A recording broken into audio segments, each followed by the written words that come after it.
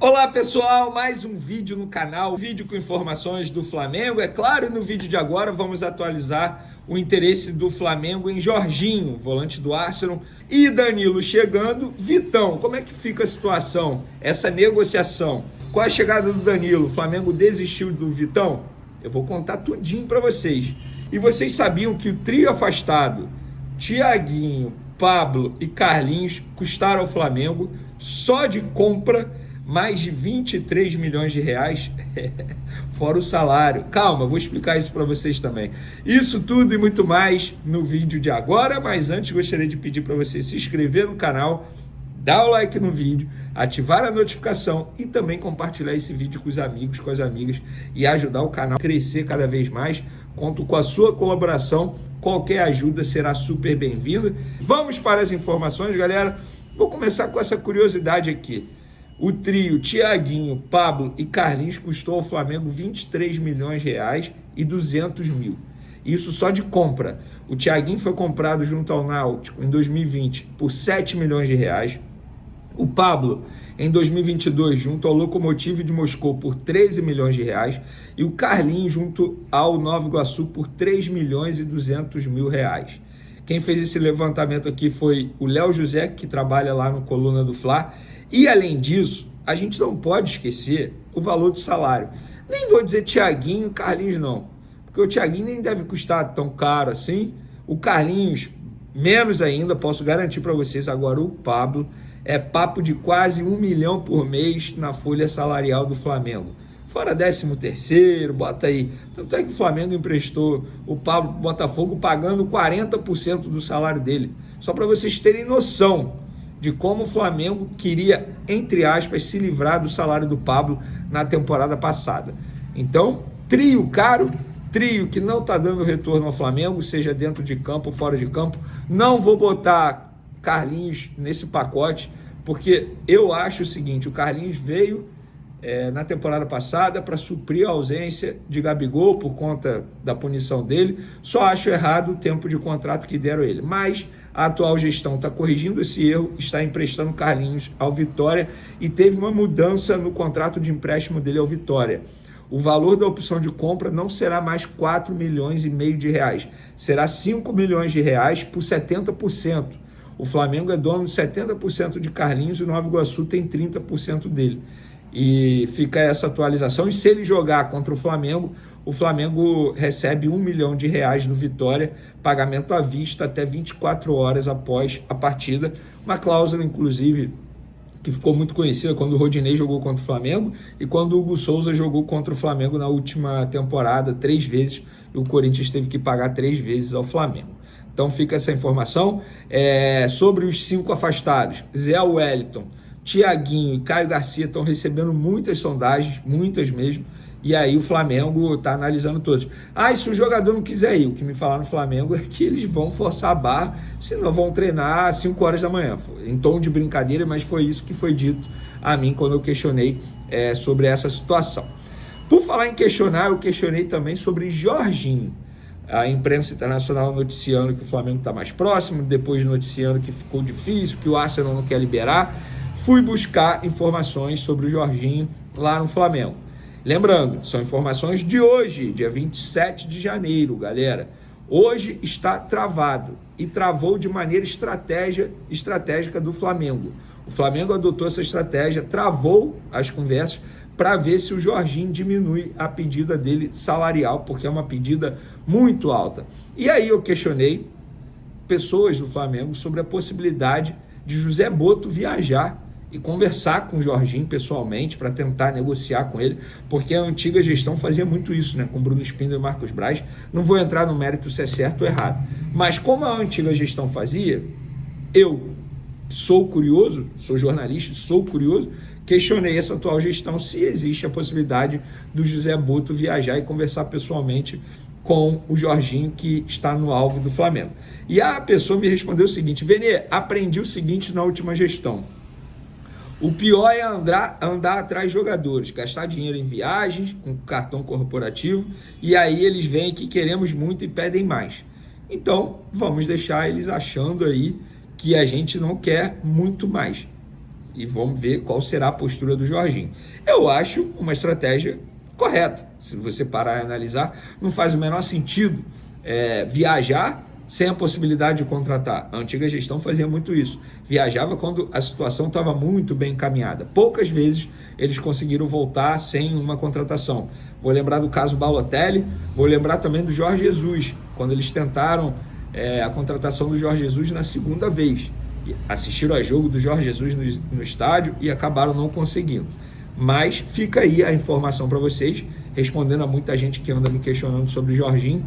Nesse momento, é uma negociação travada pelo Flamengo.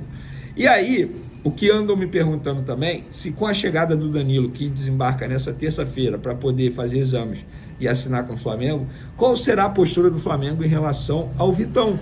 Jogador que o Flamengo fez proposta internacional para tentar a contratação e até o momento não teve avanço. Perguntei, com a chegada de Danilo, o Flamengo mantém o interesse em Vitão? A pessoa me explicou e eu trouxe aqui na minha publicação no Twitter e no Instagram. A postura da diretoria do Fla no interesse em Vitão está mantida. O que está mantida também é a proposta com os mesmos valores, sem aumentar ou diminuir um centavo sequer. E aí eu questionei, e caso o Vitão não seja contratado, o Flamengo vai buscar outro?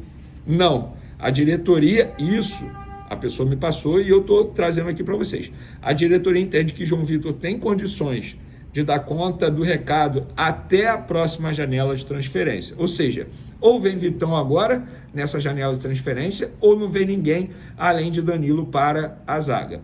Essa decisão é tomada porque a comissão técnica de Felipe Luiz tem gostado bastante do jovem João Vitor, de 18 anos.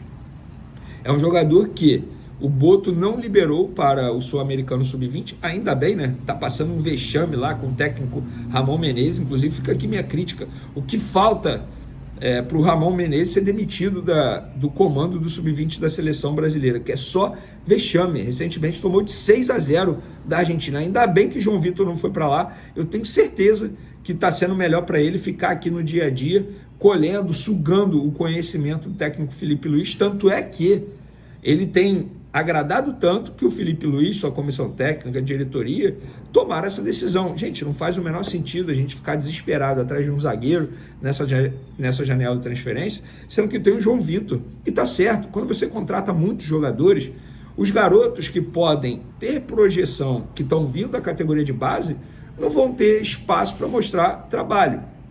O Pablo Lúcio, bom jogador, é para o torcedor do Flamengo ficar de olho, joga de volante, de meia. O João Vitor é um grande zagueiro. E essa postura da diretoria do Flamengo, hoje, esse é o panorama, hoje, dia 27 de janeiro, é uma postura correta. Para que ficar desesperado atrás de zagueiro, sendo que Danilo já está chegando? Teoricamente, substitui o Fabrício Bruno. Teoricamente. Porque nem seria para substituir o Fabrício Bruno, né? Seria o Vitão e o Danilo substituir o Davi Luiz. Teoricamente, entende? Mas tem o João Vitor pedindo passagem, tem o Cleiton também, que pode ser utilizado, que tem um grande potencial, zagueiro canhoto, raro de encontrar no mercado. Acho que uma postura correta da diretoria do Flamengo. Agora eu quero saber a opinião de vocês, o que vocês acham. E já vou dar uma dica aí, se inscreva no canal, porque no próximo vídeo nós vamos trazer previsão de retorno do Pedro, vamos falar de Cebolinha, se ele pode jogar quinta-feira. Nossa, o próximo vídeo também promete. O Neymar, tecnicamente, não tem comparação com o Gabriel. O Gabriel sempre foi um grande artilheiro, mas tecnicamente nunca foi um virtuoso. O Neymar é um virtuoso. Eu acho que o Neymar, nesses 5 meses, mesmo não voltando a ser nem de perto o Neymar que ele já foi, ele vai fazer chover aqui. O nível do nosso futebol é muito baixo, cara. É muito baixo. Pode ter certeza que o Neymar vai fazer muita graça ainda aqui. Agora, se vai ser um fator de desequilíbrio tão grande assim para o Santos, eu não sei. O Diego diz que o Danilo é fraquíssimo.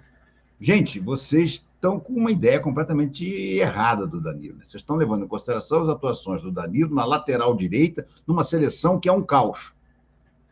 Pergunta já na Juventus se acham o Danilo fraquíssimo. Eu tenho a impressão, vamos começar a falar do Danilo então, né? O Danilo chega, vai ser entrevistado no aeroporto, a turma toda que cobre o Flamengo já está avisando que vai, e tem que ir mesmo, está certíssimo. vai falar alguma coisa, mas vai se guardar para a entrevista coletiva que vai ser marcada, provavelmente, mais para o final da semana. Embora essa semana seja uma semana meio complicada, meio quebrada, né? Porque você tem um jogo com o Sampaio Corrêa e logo depois você tem que viajar para a final da Supercopa. Será que vão botar o Danilo na final da Supercopa? Essa é uma dúvida que eu tenho. De titular eu duvido, mas no banco, quem sabe? Não sei. Mas eu não acho ele um erro, não. Não acho mesmo. O Danilo, ele pode fazer várias funções no Flamengo. Até a lateral, se houver um problema com o Wesley. Terceiro cartão amarelo, uma contusão. Ele certamente é muito mais jogador que o Varela. Isso eu não tenho a menor dúvida. Mas a ideia maior do Danilo, na cabeça do Felipe Luiz, para mim, é montar a estrutura de 3 zagueiros para ser a última linha do Flamengo quando o Flamengo está atacado. Não acredito que o Felipe Luiz vai jogar com uma linha de 3 só. Eu acho que ele começa com a linha de 4, sempre. Mas durante o jogo, quando o Flamengo tiver a bola, muito provavelmente o Wesley pelo lado direito, ou se jogar o Ayrton Lucas pelo lado esquerdo, avançam e eles recuam o Danilo, o Léo Ortiz e o Alexandre, ou o Pulgar, e formam uma linha de 3. Essa é a ideia. A vantagem do Danilo, para mim, assim como é o caso do Alexandre, eu acho que os dois são muito parecidos. E eu acho que todo rubro-negro tem gostado do Alexandre. Não vejo críticas ao Alexandre e nem vejo motivos para ver críticas. Ele é aquele jogador que é meio que um coringa na defesa. O Danilo pode jogar em qualquer uma das 4 posições da zaga. Inclusive na lateral esquerda, se de repente acontecer um problema com um dos laterais e o outro estiver machucado. Então, eu acho uma boa contratação, sim. Concordo com quem observa que não é a linha de contratação que deu a entender o Boto que gostaria. Quando falou nas entrevistas que deu, o Boto dizia que a ideia dele era sempre buscar jogadores não tão conhecidos, jovens, que pudessem ter, no futuro, valor de revenda. Não é o caso do Danilo. O Danilo não terá valor de revenda nenhum. O Danilo vem para encerrar a carreira no Flamengo. Para jogar mais 2, 3 anos e encerrar a carreira no Flamengo. Mas, e também não é um jogador desconhecido, muito pelo contrário. Um jogador conhecidíssimo, um jogador internacional. Mas é porque eu acho que as conversas do Boto com o Felipe Luiz evoluíram para um ponto tipo assim, olha, legal essa filosofia de buscar gente lá fora meio desconhecida, mas que pode valer muita grana na frente, mais jovem, mas nós precisamos de algumas coisas para montar o super time que a gente quer ter essa temporada para disputar tudo. E aí o Danilo se encaixa bem. Não concordo nem um pouco com quem está chamando o Danilo de bagre aqui, gente. Vocês não conhecem o Danilo. Vocês ficam com a ideia do Danilo lateral direito numa seleção caótica.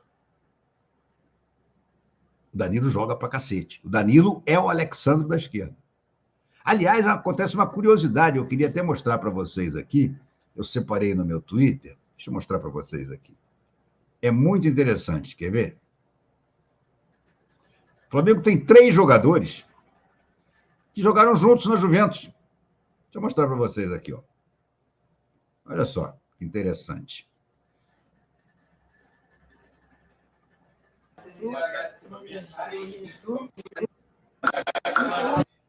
Sabe quem está chegando e sendo apresentado ao Danilo? Carlos Alcaraz. Aí estão Danilo e Carlos Alcaraz. Estou aqui, ó. Danilo e Carlos Alcaraz. Deixa eu agora inverter aqui para vocês poderem ver melhor a cena. Alcaraz chegando na Juventus e Danilo o recebendo. Quem jogava também? Alexandre. Os 3 estiveram juntos na Juventus e se reencontram no Flamengo. Olha o Alexandre chegando. Olha lá. Danilo, Alexandro e Charles Alcaraz. Não é legal? Danilo, Alexandre e Charles Alcaraz. Pescaram isso na internet e puseram hoje no Twitter.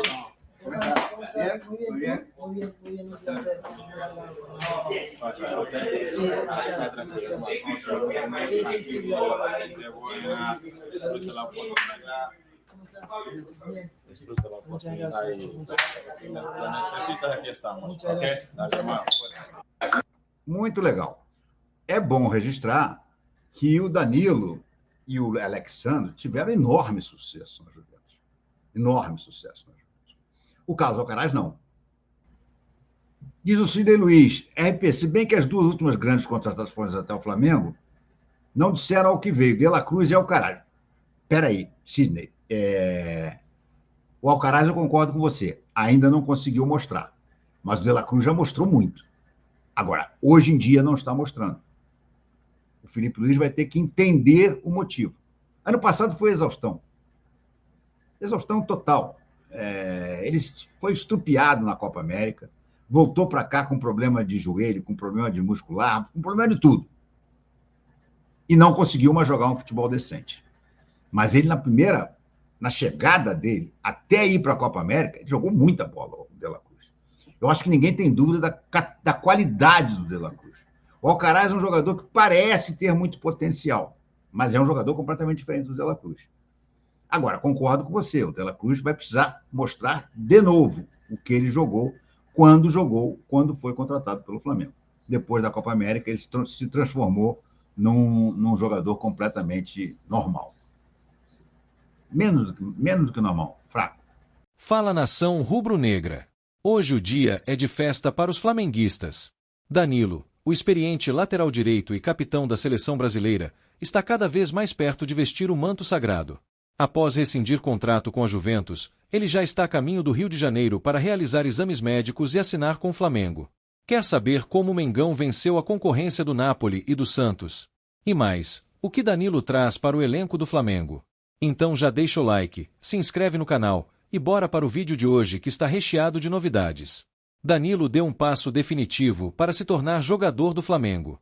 O lateral direito, que construiu uma carreira brilhante no futebol europeu, encerrou oficialmente seu vínculo com a Juventus após o confronto contra o Napoli no último sábado.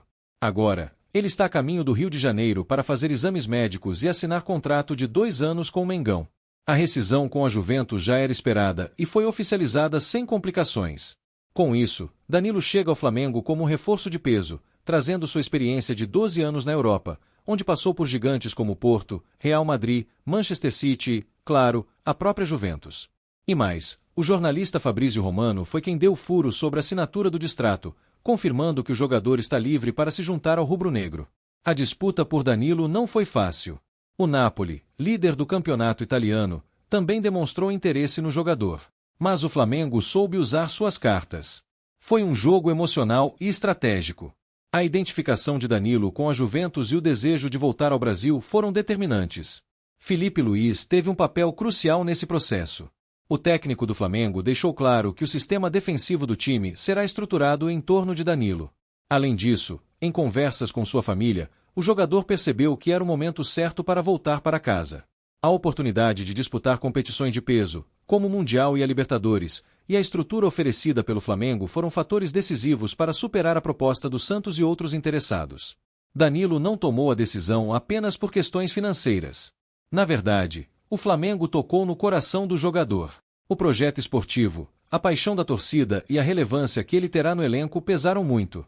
Foi só nos últimos dias que os valores foram discutidos, mas, desde o início, Danilo deixou claro que o dinheiro não seria um empecilho. Ele queria vestir o manto sagrado. O lateral chega para trazer experiência, liderança e qualidade ao elenco rubro-negro. Capitão por onde passou, Danilo é conhecido por seu comprometimento e por ser um exemplo dentro e fora de campo. No Flamengo, ele terá a missão de comandar o sistema defensivo e contribuir diretamente nas grandes conquistas que o clube almeja para a temporada de 2025. Com 33 anos e um currículo de peso, Danilo chega ao Flamengo como uma peça-chave para o time. Ele é conhecido por sua polivalência, podendo atuar tanto na lateral direita quanto em outras posições defensivas. Além disso, Sua experiência em competições internacionais será fundamental em torneios como a Libertadores e o Mundial. A torcida pode esperar um jogador dedicado e comprometido com o sucesso do Flamengo. Danilo não é apenas mais um reforço, ele é um líder que chega para fazer a diferença, tanto dentro quanto fora de campo. E com a estrutura do Flamengo e o apoio da nação, o cenário é perfeito para que ele brilhe no manto sagrado. E aí, nação, o que vocês acharam da chegada de Danilo? Ele tem tudo para ser o líder que o Flamengo precisa na defesa? Deixe aqui nos comentários a sua opinião e compartilhe esse vídeo com outros rubro-negros. Não esqueça de deixar o like, se inscrever no canal e ativar o sininho para não perder nenhuma novidade do Mengão. Obrigado por assistir e até a próxima. Saudações rubro-negras!